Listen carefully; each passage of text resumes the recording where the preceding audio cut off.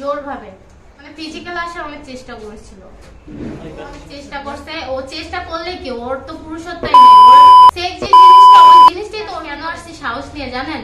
ওই যে শিখা মেয়েটা এতক্ষণ জেলে ছিল, এতদিন জেলে ছিল, সরি। তো ও জেল থেকে বের হওয়ার পরে ও যেহেতু ইন্টারভিউ দিয়েছে, ওর ব্যাপারে কথা বলছে, তার দেখা দেখে আমি একটু সাহস পেয়েছি। আমি সবার কাছে, দেশবাসীর কাছে বলছি বা আইন সবার কাছে বলছি যে প্লিজ আপনারা অন্তত মানে ওর একটা কঠিন শাস্তি দেন, যার উচিলা ও কোনো মেয়ের জীবন নষ্ট করতে পারবে না বা কারো কাছ থেকে টাকা নিতে পারবে না। ওকে এমন কিছু শিক্ষা দেন যে শিক্ষাটা ও মরার আগ পর্যন্ত পাবে। তো ওই শিক্ষাটা ওর মনে থাকবে সারা জীবন, যে ওই শিক্ষাটার জন্য ও কখনোই এই খারাপ পথে আর যাবে না। ও আমাকে নিয়ে গেছে, ও আমাকে বাসা নিয়ে গেছে, বাট আমি তো চিনতাম না। আমি এই যে শুটে ছিলাম, তো আমি বাড়িতে যাব। ও আমাকে বলছে যে রাত হয়ে গেছে, তুমি এখন যেও না, পরে যেও। তো আমি ওর সাথে ওর বাসায় গিয়েছিলাম। যাওয়ার পরে মানে কি চেষ্টা করেছিল?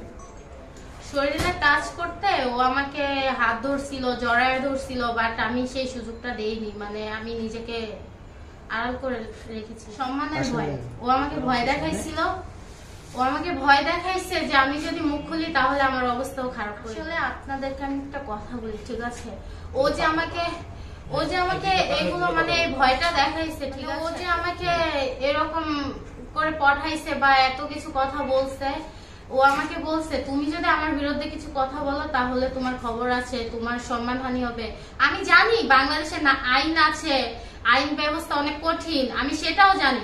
বাট আমি কেন বলিনি জানেন? নিজের সম্মানের ভয়। কারণ ও তো ভালো না, ও 101টা মিথ্যা কথা বলে। আজকে যদি এমন কোনো মিথ্যা কথা বলে ও আমার লাইফটা নষ্ট করে দেয় বা আমার বিরুদ্ধে অনেক কিছু বলে, তখন আমি কি করবো? বললাম না, ও আমাকে ভয় দেখাইছে। ভয় দেখানোর জন্যই তো আমি কেন আসছি সাহস নিয়ে জানেন? ওই যে শিখা মেয়েটা এতক্ষণ জেলে ছিল, এতদিন জেলে ছিল, সরি। তো ও জেল থেকে বের হওয়ার পরে ও যেহেতু ইন্টারভিউ দিয়েছে, ওর ব্যাপারে কথা বলছে, তার দেখা দেখে আমি একটু সাহস। ও যদি একটা মেয়ে হয়ে ওর হাজবেন্ড, ওর ডিভোর্স হয়েছে নাকি সেটা আমি জানি না, ও যদি ওর হাজবেন্ডের বিরুদ্ধে লড়াই করতে পারে, ঠিক আছে, তাহলে ওর সাহস দেখে অবশ্যই তো আমাদের সাহস হবে। যে আমরা কেন একটা খারাপ মানুষকে প্রশ্রয় দিব? কেন আমরা একটা খারাপ মানুষকে হাজার হাজার মেয়ের জীবন নষ্ট করতে দিব? আমি সবার কাছে, দেশবাসীর কাছে বলছি বা আইন সবার কাছে বলছি যে প্লিজ আপনারা অন্তত মানে ওর একটা কঠিন শাস্তি দেন, যার উচিলা ও কোনো মেয়ের জীবন নষ্ট করতে পারবে না বা কারো কাছ থেকে টাকা নিতে পারবে না। ওকে এমন কিছু শিক্ষা দেন যে শিক্ষাটা ও মরার আগ পর্যন্ত পাবে।